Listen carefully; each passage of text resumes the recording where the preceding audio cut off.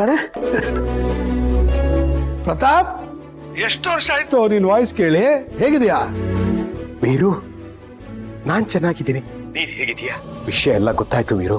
ನೋಡು, ಜೀವನದಲ್ಲಿ ರಾಜಕೀಯ ಅಧಿಕಾರ ಇದ್ಯಾವುದು ಶಾಶ್ವತ ಅಲ್ಲ, ಪ್ರೀತಿಯೊಂದೇ ಶಾಶ್ವತ.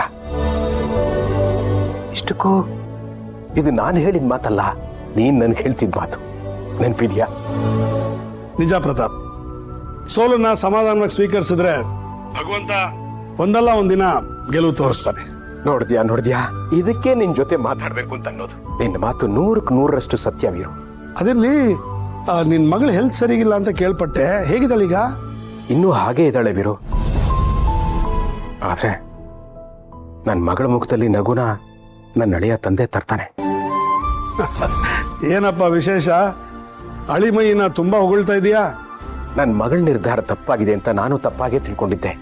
ಆದ್ರೆ ನನ್ನ ಮಗಳ ಮದುವೆ ಆಗಿರೋದು ಒಬ್ಬ ಹೃದಯವಂತನ್ನ, ಚಿನ್ನದಂತ ಮನ್ಸಿರೋನ್ನ. ನನ್ನ ಅಳಿಯನ ಬಗ್ಗೆ ಅರ್ಥ ಮಾಡ್ಕೊಳ್ದೆ ವಿನಾಕಾರಣ ಕೋಪ ಮಾಡ್ಕೊಂಡಿದ್ದೆ. ಆದ್ರೀಗ ನಾವೆಲ್ಲರೂ ಮತ್ತೆ ಒಂದಾಗೋ ಕಾಲ ಹತ್ರ ಬಂದಿದೆ.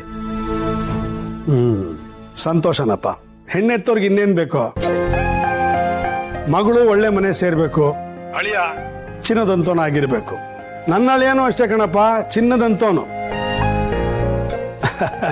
ದೇವ್ರೇ ಭೂಮಿ ಮೇಲೆ ಬಂದ್ರೆ ಎಷ್ಟು ಒಳ್ಳೆಯವನಾಗಿರ್ತಾನೋ ಅಷ್ಟೇ ಒಳ್ಳೆಯವನು. ಮಾವನಿಗೆ ತಕ್ಕ ಅಳಿಯ, ಮಗಳಿಗೆ ತಕ್ಕ ಗಂಡ.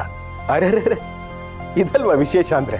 ನಾವಿಬ್ರು ಒಳ್ಳೆ ಸ್ನೇಹಿತರು, ನಮ್ಮಿಬ್ರಿಗೂ ಸಿಕ್ಕಿರೋದು ಒಳ್ಳೆ ಅಳಿಯಂದ್ರು.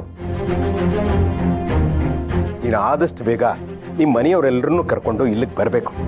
ಮುಖ್ಯವಾಗಿ ನಿನ್ನ ಮಗಳು ಅಳಿಯನ್ನ ನಾನು ನೋಡ್ಬೇಕು, ಅವ್ರು ಇಲ್ಲಿಗೆ ಬರಬೇಕು.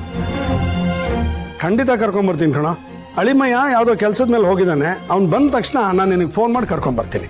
ಸರಿ ವೀರು, ಇಷ್ಟೆಲ್ಲ ಹೊಗಳ್ತಿದ್ಯಾ, ಅಂಥ ಅಳಿಯನ್ ನೋಡೋ ಆಸೆ ನನಗೆ ಖಂಡಿತ ಇದೆ. ಆಯ್ತಮ್ಮ.